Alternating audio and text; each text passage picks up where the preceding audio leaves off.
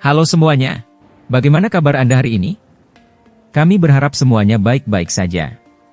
Pada video kali ini, kita akan membahas topik yang menarik, yaitu beberapa negara tidak diakui secara internasional, atau negara dengan pengakuan terbatas.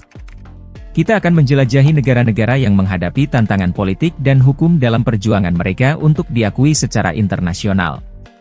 Meskipun mereka mungkin memiliki pemerintahan sendiri, kontrol wilayah, dan sistem hukum internal, negara-negara semacam ini tidak diakui oleh mayoritas negara di dunia.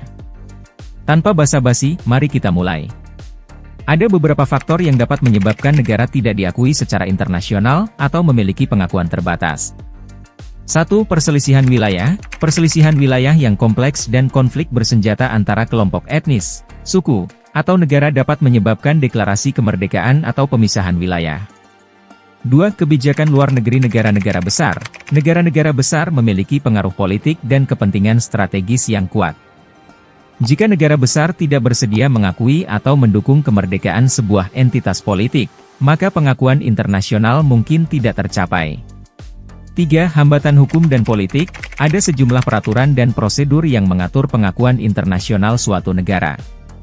Jika negara yang ingin diakui tidak memenuhi kriteria hukum atau jika ada hambatan politik dalam proses pengakuan, maka negara tersebut mungkin tidak mendapatkan pengakuan internasional. 4. Ketidakjelasan batas wilayah. Ketidakjelasan mengenai batas wilayah suatu negara juga dapat menyebabkan ketidakakuan negara. Jika negara tersebut memiliki klaim wilayah yang tumpang tindih dengan negara lain, negara-negara lain mungkin enggan mengakui negara tersebut hingga perselisihan batas diselesaikan. 5. Perbedaan ideologi atau kepentingan. Kadang-kadang, negara tidak diakui secara internasional karena adanya perbedaan ideologi atau kepentingan dengan negara-negara lain. Misalnya, jika negara baru mengadopsi sistem politik atau ideologi yang tidak populer di kalangan negara-negara besar, atau jika negara tersebut memiliki kepentingan yang bertentangan dengan kepentingan negara-negara lain, maka pengakuan internasional mungkin sulit diperoleh. Dan berikut beberapa contoh negara dengan pengakuan terbatas. 1. Republik Nagorno-Karabakh. Wilayah ini terletak di wilayah Azerbaijan, tetapi dihuni oleh mayoritas penduduk Armenia. Republik Nagorno-Karabakh dideklarasikan pada tahun 1991 dan mengadakan referendum yang mendukung kemerdekaan dari Azerbaijan.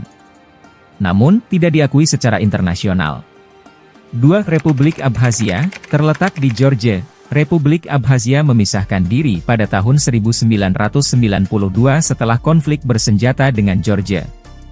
Beberapa negara seperti Rusia, Venezuela, dan Nauru mengakui Abkhazia sebagai negara yang merdeka, tetapi mayoritas negara tidak mengakui klaim ini. 3. Republik Transnistria. Wilayah ini terletak di Moldova dan memisahkan diri setelah perang pada tahun 1992. Transnistria mengklaim kemerdekaan, tetapi tidak diakui secara internasional. Transnistria memiliki otonomi yang luas dan menjalankan pemerintahan dan sistem ekonomi yang independen. 4. Republik Somaliland, terletak di bagian utara Somalia. Somaliland menyatakan kemerdekaan pada tahun 1991 setelah Perang Saudara yang menghancurkan Somalia. Meskipun Somaliland secara efektif mengendalikan wilayahnya sendiri dan mengadopsi pemerintahan yang stabil, tidak ada negara yang mengakui klaim kemerdekaan mereka. 5. Republika Srpska, salah satu entitas konstituen di Bosnia dan Herzegovina, Republika Srpska memiliki otonomi yang luas. Meskipun masih merupakan bagian dari Bosnia dan Herzegovina, ada beberapa pihak yang mendukung kemerdekaan Republika Srpska. Penting untuk dicatat bahwa status hukum dan politik negara-negara ini rumit dan masih menjadi subjek perdebatan internasional. Pengakuan negara secara internasional merupakan proses yang kompleks dan melibatkan banyak faktor politik dan hukum. Kami berharap video ini dapat meningkatkan kesadaran kita terhadap masalah yang dihadapi oleh negara-negara tersebut dan menginspirasi diskusi lebih lanjut tentang solusi yang mungkin untuk mempromosikan perdamaian, stabilitas, dan pengakuan yang adil di tingkat internasional. Meskipun kami telah mencoba untuk menyajikan informasi yang komprehensif tentang negara tidak diakui secara internasional atau negara dengan pengakuan terbatas, masih mungkin ada aspek yang belum kami bahas secara mendalam.